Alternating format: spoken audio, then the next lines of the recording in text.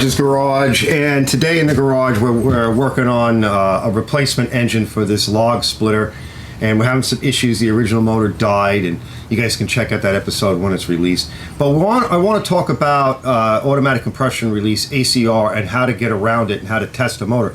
We need a motor. It needs to be a short shaft motor. It needs to have a good flywheel on it, like a heavy duty flywheel. In the case of the Briggs, these flywheels are much heavier and they're balanced differently. They're usually made out of cast. We need to have that. So I have some very few candidates around. I usually throw these out. This one's off a pressure washer. Basic same construction, and I need to test it. So for those of you out there that want to see if your engine is good or a candidate engine, maybe you're having some issues, I'm going to show you guys a little bit about what I'm doing here and how to defeat the ACR. To defeat the ACR in sense of testing the motor for compression. How much compression does it have? Is the ACR working, right? And you're going to need, I have a couple of drills. I'm going to show you them, when we go to do it, but I have a couple of basic drills, maybe a 1/2-inch drill with a socket style adapter on it. You can get a closer look at that when we go to do it. You will need that. In this case, I've taken the top off, right? The pull starter. The motor's a mess. It needs to be cleaned up, right? We don't want to put on a gross motor like that. That's not what I do. So I like to take everything off the top. You're going to have to do that. You won't be able to do it any other way that I'm aware of. That'll be easy, right? And so you're going to need at least that much of the motor apart. Good opportunity to clean it out if it is a good motor. Most of the time there's rats nests and everything in there and mice nests. So it's a good opportunity to do that if you think the motor is perhaps going bad, or maybe it is good and there's something else wrong and you want to rule out compression and at least that part of the engine. Now in this case, this motor had a leaky dipstick really bad, and at some point it must have run out of oil and it's almost ready to throw a rod. This one I don't even know. He doesn't even know. He got it from a friend, but it looks like a good candidate. So I'll know now if it sparks. I know the carburetor's beat, the motor's yucky, but I'll know that at least on the top end or the piston compression will be good. Valves are seating fine. I don't know if the crank is any good or if the connecting rod's there ready to come out like this guy. I caught it in time. I almost shot right out of the block. You can hear it. I'll put a little listen see instead of a look see, like a listen see. All right, I'll put it probably like right after this, so you guys can hear how bad it is. All right, guys, ready?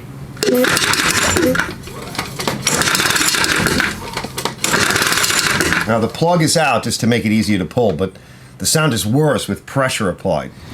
So let's get started on this. I think it's something that some of you may already know this. Many of you a lot of people that follow what I do, they're learning, right? And we always want to be patient with those guys and YouTubers out there. You always need to repeat yourself as a YouTuber if you're trying to share information with both the semi-professional, the professional, the advanced user. And remember, we all started somewhere, guys. We all started at the beginning. So a lot of what I do is just inspirational. So let's get to the next segment and let's see how this works out. So I'm in the process of testing out this motor here for the project. And I want to see if at least the compression is there before we get too deep. So we're going to test the compression the normal way, and I'm going to show you what the result is. Now you're going to be pulling on it, right? I'm going to talk a little bit about ACR.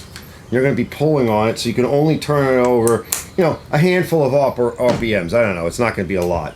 But I can just turn it over a little bit more, and I can build a little bit more pressure, and I can see what's going on.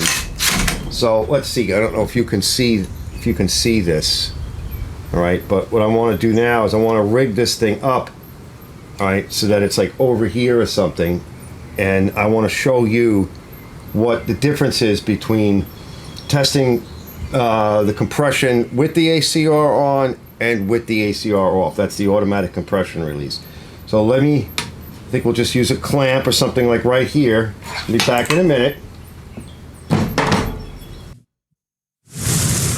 All right, now I've got all the parts off. One, because I like to spin the motor over that way, but two, I want to clean it and I want to inspect it because I want this is a candidate for what we're working on for the wood chipper.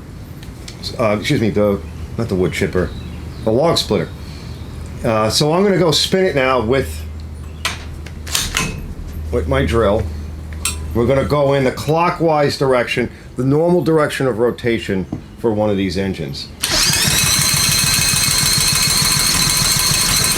And we're only getting about, well, it just went up. We're only getting about, because it spun backwards a little bit. So we got about 50. I'm going to do it again. Let me tighten this up a little bit so it doesn't accidentally spin in the opposite direction. Okay, so we're getting about a little over 50 pounds, maybe 55 pounds. All right, let's clear it. Now we're going to spin it backwards. Now this drill is set up as a safety to start engines, so there's no screw in here, so I can't go backwards. It's only for starting engines and doing this. But this engine's not particularly big, and with a fully charged battery. Right, now we're going to go in a counterclockwise direction. So you can see, right, because the flywheel cups are there for cooling, and on the fins, and they're cupped in this direction. So when they spin this way, they're going to grab and cup the air, just like when you stick your hand out the window when you're a kid. I still do that, in the car. You can make like a sail and grab the wind, right? So it's going this way. So clockwise is its normal direction, looking down at it. We're going to spin it backwards.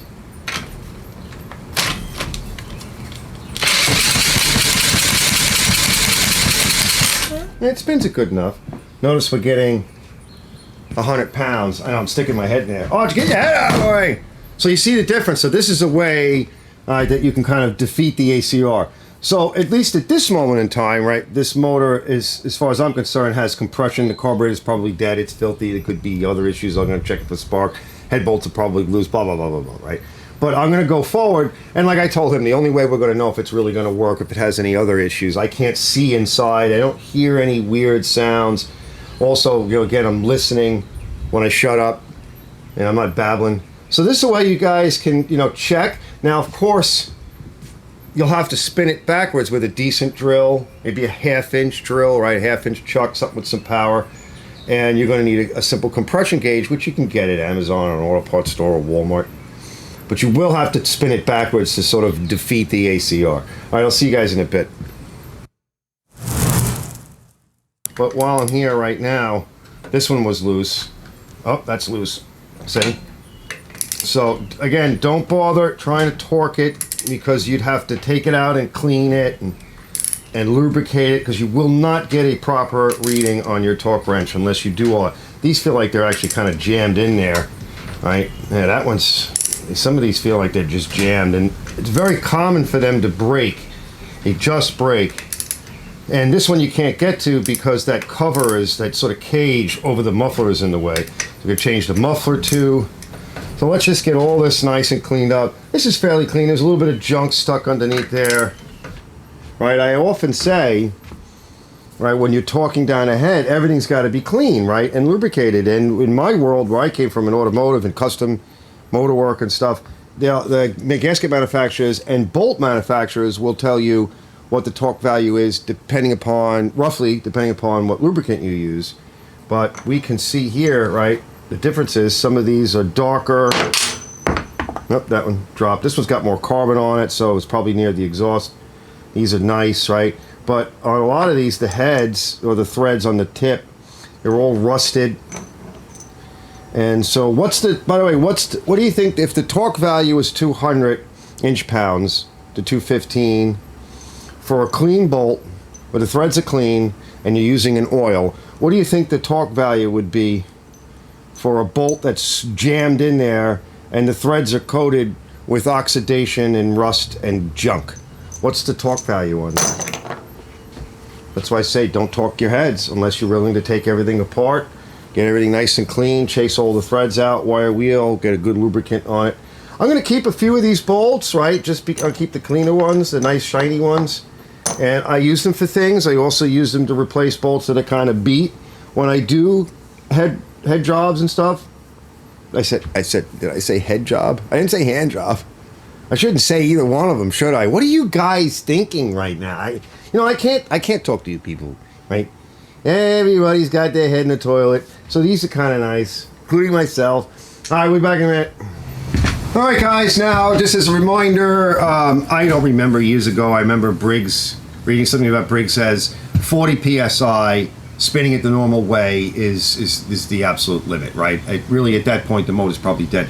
If you're in the 55 realm and then you spin it backwards and you're getting like 100 psi, you know that the ACR is most likely working, and you definitely have the compression. You don't have a blown head gasket. You don't have a leaking valve. You may not have a scored block, scored in the cylinder, beat rings.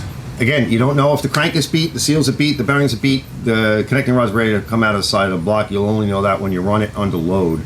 We're going to do that a little later. So hopefully this was helpful for you guys. This is something that, with today's motors, I go through a lot of engines, at least the past couple of years, and I have a number of engines that are about 55 psi spinning it the normal way. I have some that are 100 psi spinning it the normal way. I can't answer why that is without taking the motor apart and looking at the automatic compression release, the ACR. Maybe it doesn't have one. Maybe it's a much older motor. Maybe it's stuck.